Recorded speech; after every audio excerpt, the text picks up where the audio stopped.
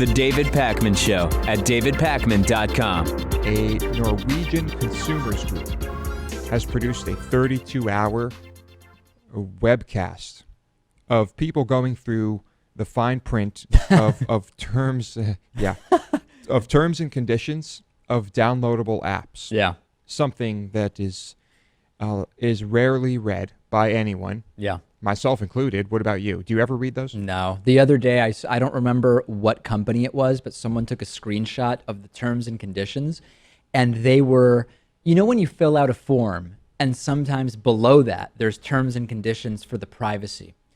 It was super long, and it had like a lens flare effect. So part of it, the text, the terms and conditions text had a lens flare effect added to it, such that part of it was not even really readable because it basically became the same color as the background of the website. I mean, it was ridiculous. It was designed so that it was completely unreadable. Yes. That is a company without a conscience right there. So Finn Mierstad of the Norwegian Consumer Council, great guy, said the idea was to point out the absurdity and possible illegality of some of these conditions. And lawyers have argued that, which is just because you have it all written down, if it's pages and pages and pages, is it reasonable to say that the onus is on the consumer to read all that? Like originally it was, as long as it's written there and the company's good. But there have been counter movements which say, if you have 50 pages of fine print and you're basically saying, we've disclosed everything, is that reasonable? And some attorneys are arguing that it is not. Mm-hmm. Yeah. It's just it's not rational, right? To think that covers you completely, and maybe that will change. But anyway, he says we got the idea from Slow TV, referring to other broadcasts in Norway of 5 straight hours of knitting, a fire burning itself out, minute by minute salmon fishing. So while part of this is kind of silly and goofy for the sake of it, the message is good. At the same time, you wouldn't watch this, would you? No. It's got to be the most boring thing there possibly is. Yeah. I mean, sometimes people say watching paint dry is sort of like the microcosm of something that's really boring. On time lapse, I'm actually kind of more curious about watching paint dry. It's interesting to see how the color changes slightly as it dries than watching people read the fine print of stuff. Yeah. So I applaud them for taking the initiative and pointing out an important issue. But perhaps what we need is just some legislation on the matter that will kind of clear things up a little bit here. The other thing, by the way, Lewis, is that just because something is being disclosed doesn't necessarily mean that it's legal or acceptable, right? I mean, this is not a great analogy, but just for example, oftentimes you will see those disclaimers when you go to a go-kart facility or a horse riding facility or whatever, and it says, people here are participating in this at their own risk. We are held harmless, blah, blah, blah, blah, blah. And it's posted in what apparently is big enough format so that one couldn't argue I didn't see it. But that's certainly, if someone were to get seriously hurt go-karting or riding a horse, the business could say, we did make an effort to disclose the risks and we put those signs up, but it's not written in stone that eliminates any responsibility whatsoever. There are still countless lawsuits against go-karting places and horse riding facilities, you know? Oh, yeah, no doubt. The gas tank on one of those things explodes, and you're telling me you're not going to be able to sue? I don't think so. Yeah, absolutely. Yeah. All right. North Korea making show headlines and bonus show headlines. Big. A Facebook clone, just kind of a shitty social media site, popped up coming out of North Korea recently. It was only up for a short time. Hosted on the starcon.net.kp address in North Korea. Really rolls off the tongue. Doesn't it? StarCon. And the assumption is that this isn't everything a government project. I mean, it's got to be. thought to be a test project for future service to be offered by the national telecoms operator. But everything comes from the top. And I'm not sure what the idea behind this is, because what percentage of the population even has the internet? Yeah. Right. I mean, it's basically for Pyongyang, right? And people who are in the relatively small portion of the population of North Korea who have things like computers. And by computers, I mean actual ones, because we've seen in documentaries, sometimes it looks like somebody's on the internet, but it's just that the desktop wallpaper has been set to a screenshot of Google. So it looks like you're on the internet, but really you're not. Yes, it's an incredible place. I'm just imagining this now. Like, let's say this social media network becomes available to all in Pyongyang who have a computer. And I'm guessing the government knows exactly who has a computer. Right. So there's a page for Kim Jong-un, right? The official Kim Jong-un page. I was imagining, what do your likes look like? Kim Yeah. Jong-un, Kim Jong-il, what else? Juche, I don't know. Yeah, a unicorn. So he puts up a picture of himself. You have to like the picture, right? Of course. If you don't like the picture, It's bad. your entire family could be put in a concentration camp. Yeah. I'm Internet's just- a serious business, as we know. Very, very serious business. And it's just another way for people to shower the dear leader in praise. Yeah. But after the site was popped up, it was not supposed to be accessible from outside of North Korea, but people found out about it, and people started creating fake accounts. Someone actually made a Kim Jong-un account on this thing. And I guess there were about 300 accounts created before it was taken down. The website then linked to a YouTube video, and then it went offline completely. Right. About a day after being discovered. So anyway, it's just, what is the point?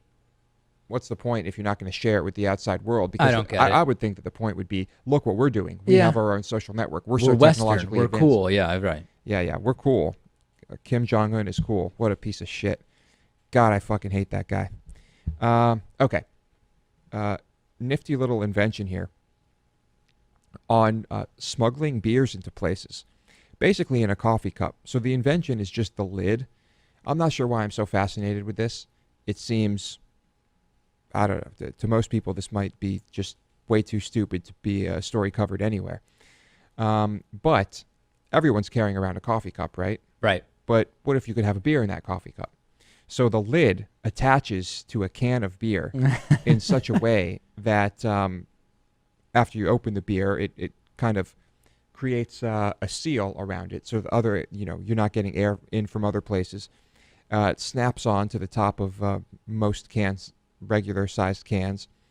And basically you could just put that right into your coffee cup and boom, you've got a beer. This is funny. You know what I thought when I was reading it? This only works in the world where a coffee cup is huge, because in most of the world, when you say I'm going to have a cup of coffee, you're talking about maybe like a 6-ounce cup. Yeah. So this only works when you have like a Dunkin' Donuts or Starbucks sized trough of coffee. Only then could you hide a beer can within it. Otherwise, the beer can would be more than twice the size of the coffee cup. Yes. So definitely an American invention. Right. And you can buy these reusable lids for $12. But the thing is, I can understand the places you'd want to smuggle a beer. You'd only be able to do this in places that would allow you to bring in a coffee anyway. Maybe even the workplace. Yeah. Or school. Or, we had a teacher who would just seem to pour some type of booze into his coffee into a coffee mug at school. You remember that? Yeah. Yeah. He died of, I believe, of cirrhosis eventually. Oh, is that true? Yeah. Wow. But this is just a nifty invention. Of course, if you're not allowed to bring in an outside beverage of any sort anyway, It's moot. it's not really going to matter. Yeah. But people do get pretty clever when it comes to that. I mean, there are the jacket sleeves that are designed to hold beers and bottles and cans. Right. And you have people using camelbacks, like the bladders. I've seen that. Desperation. Yeah, I mean, I definitely many times, frequently would sneak alcohol into movie theaters. I mean, that was a thing. To have a little drink during the film. Yeah, especially when I was younger, I just got a kick out of it. You Yeah. know, because I was not old enough to drink, and so I had to drink. Right. Yeah, but you know, you just put something in your pocket. They don't really even check.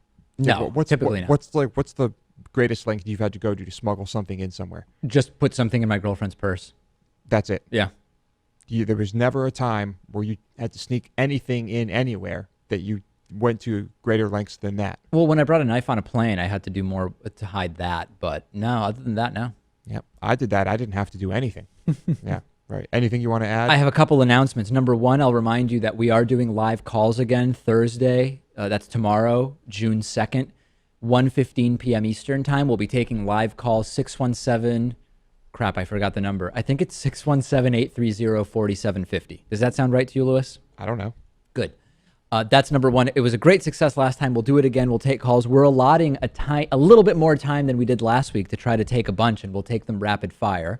That's number one. Number two, we did mention that the David Pakman Show is hiring on the regular show today. I'll just restate it here.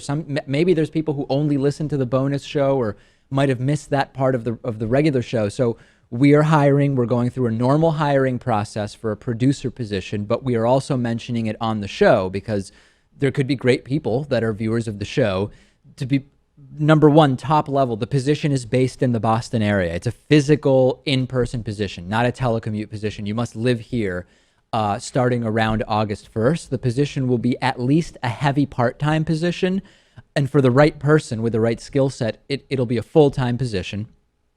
Skills that are good to have: video editing, ideally Adobe Premiere, New Tech TriCaster knowledge, that's the multi-camera production system we use, audio editing experience with lighting, experience with sound and microphones, IT networking, connectivity type skills, and if you have any experience hosting or producing any kind of media, right? This could be podcast, radio, TV, online video, audio or video, that's all really great.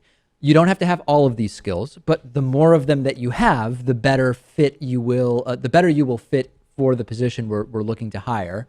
And you can apply by emailing me, david@davidpakman.com, send a resume, send a letter of interest, and send samples of your work. Ideally, you have some audio-visual experience, either producing or editing or hosting or whatever.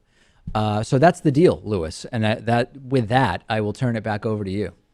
Okay, that's it. Oh, okay. Yep, those are knowing things about TriCasters is good though. Absolutely. The TriCaster is key. Actually, the easiest thing to learn. You so think? That's probably the least important piece of knowledge. Wow. That one should have when applying. Wow. Would you agree? Wow. It is quite easy to use. See, I'm doing it right here. Everybody can learn things. That's the great thing about life. Well, not everybody can learn everything. No. Right? Yeah. Okay. The David Pakman Show at davidpakman.com.